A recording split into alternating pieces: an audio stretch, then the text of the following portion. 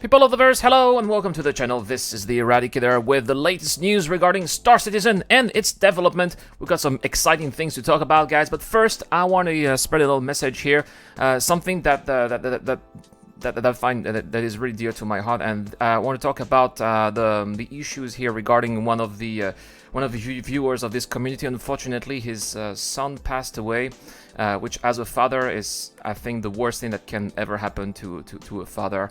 And so he needs our support here to pay for the fundings of his of the funeral of his son. So if we could help him out, I think that would be absolutely awesome. So I'll put the link in the description down below if you guys want to give a little something.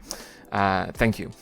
Anyway, guys, let's now talk about the latest news here, something of course much more rejoicing. Look at that, $300 million here raised for Star Citizen, and that does not even include the Colton family. Guys, isn't that amazing? Look at this, is actually what Alien Week has done. I think that tons of people here have bought probably not a Kratu-Al, but most likely a Banu Merchantman. This is what happens when the Banu Merchantman is for sale, and we've been going, $500,000 a day, almost $700,000 a day. That was pretty amazing here.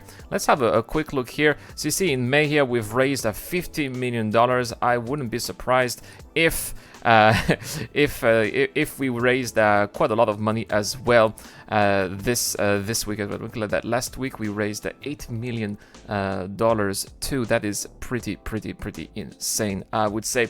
So yeah, congratulations to Cloud Imperium, and kudos to everybody who probably got a Banu Merchantman and helped secure funding the development of the game. Now, speaking of the game and its development, now let's talk about the roadmap roundup a little bit here. And yeah, so pretty bad news here, as we can see. Unfortunately, Edipar is no longer in the roadmap update, and I think that this is quite unfortunate. At the same time, unfortunate and not surprising at the same time, because Edipar has been stuck at 46 tasks out of 64 a very long time. And here they are saying that basically they need to have a couple of extra tasks that need to be addressed, and they don't have. It's not the priority anymore, which I think is a shame. They probably, what I believe is they probably put all priority on finishing the bartender, which is right now at the hands of the Evo Caddies, by the way.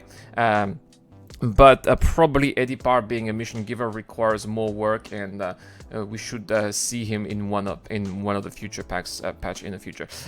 Docking here, which was supposed to be in 3.11, is also not going to be there. So bad news here for anyone who has a big ship, for example, a Hull C that requires docking. Looks like we're not going to see the Hull C this year. Obviously, it's one of the requirements, and if it's not in the game, then it's not going to work, right?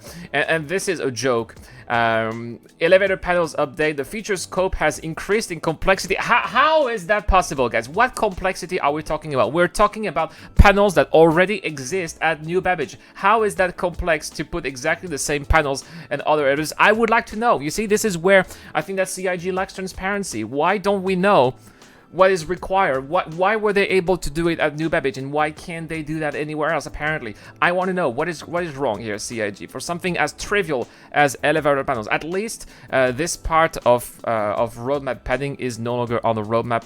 So I suppose that this is good news, right? So let's have a look now at what is on the roadmap. Not a lot of progress because, well, pretty much 3.10 is almost completed. As you can see, 28 tasks out of 28 for the shop additions at New Babbage, which are at the hand of the Evo Caddies already. It's looking fantastic. If you guys check out the Star Citizen Leaks Discord channel, Grimex Improvements is also almost completed, finished here with just a little bit of polishing at 58 tasks out of 60. All the AI air is done except for the bartender, which also requires a little bit of extra work here, which is going to be done with the Evo Caddies. The bartender is looking good. The bartender can give you some soda colas, so if you guys want to drink that, I still don't know what the effect is going to be. The Evo Caddies have not told me like if you actually can get drunk, but I'm really looking forward to seeing the drunk effect in Star Citizen. I think that would be quite awesome. They currently have bugs right now regarding impoundment, so even if you in the Evo Caddies, if even if you land properly, you may be impounded. So that's probably some of the tasks here that are remaining. They need to clear out some of those bugs here. Electron damage is almost completed, just like last week, basically. Turrets and gunnery improvements. I was also told, guys, by the Evo IDs that turrets is really enjoyable. This is one of the... They told me that and body draggings are the only thing that are working properly right now in Star Citizen Alpha 3.10 first patch of Evo Caddies, so that is really reassuring to hear. Apparently, it is much easier to take down targets, it is much more accurate as well, and as a result, it is also much more enjoyable, which I think is great. You definitely need to make turret and gunnery gameplay enjoyable so that people are going to be more willing to be part of this gameplay and join a crew as part of a gunner. We definitely need that. No new words as of new targeting methodology though. Body dragging is working really well, people told me, so only one task left out of so 29 out of 30. And we've also learned that high-speed combat is really all about hindering the capabilities of your ship when you are at high speed, so that they want to encourage you to dogfight at slow speeds too. Restricted area rework is also working quite well, apparently, with just a couple of minor bugs, so it's in polishing phase. That's good to see. They replaced that. Now they are saying that it is a skin, as you can see. So yeah, it's not really a ship.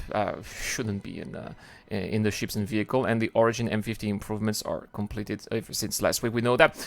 Things that are not in the roadmap, but I think should be. For example, now it is possible in Star Citizen Alpha 3.10 to buy paint jobs in the verse at I think it's at Dumpers Depot and also Omega Pro. That's where you can buy it's limited to a few ships, and these are the Invictus Week paint jobs, but you can buy them in game too. So why is this not in the roadmap? Since a skin is in the roadmap, see what I mean? So it doesn't make much sense. And apparently also I was told that those guns here, the new guns, are really cool. They're working already quite well. Just a little bit of polishing and bug fixing. That's what these extra tasks are all about.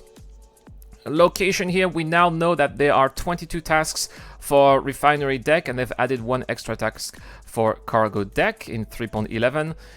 Nothing really... oh yeah, they've added one extra task at improved throw now at 17 tasks out of 42. Elevator per panels here is now moved to 3.11. It used to be at one task, now it's back to 0. So it seems like they are doing it all over again. The 600i has one extra task complete. We used to be at 7, we're now at 10, and no progress done here at the Mercury Star Runner. And that's pretty much it. I really hope that soon we're gonna get the new column here for 3.12. That would be fantastic, especially, you know, if 3.10 gets released on time. We should expect that next column to come out pretty soon. So that's all for this video, guys. Thank you so much for watching. I hope you guys are gonna have a great day today, and don't forget to hit those like and subscribe buttons, as it really helps me grow the channel a lot. I'll see you guys tomorrow for more Star Citizen content. Thank you so much for watching again. This is the Eradicator, and I'll see you guys later.